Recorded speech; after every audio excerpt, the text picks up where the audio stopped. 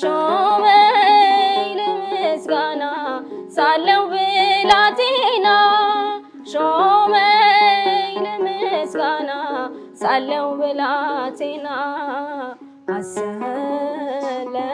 ጌታ ሞልቶኝ በእልልታ ሾመኝ ለምስጋና ሳለው ብላቴና ሚል አቀባበል ነበረው። ሰዎች ያዩኝ የነበረው በቃ እንደ ልጃቸው ነበረ።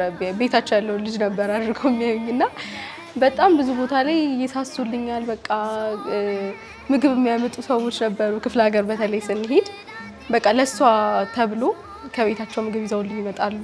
በ5 ዓመትሽ ጥርት ያለ ግጥም በቃልሽ ይዘሽ ታቀርቢ ነበረ?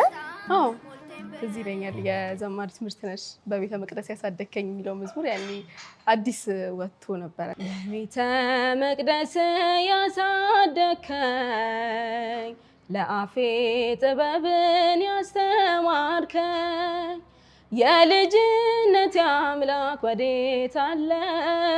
ከዚያ ለማሳብ ክንዴ ዛለ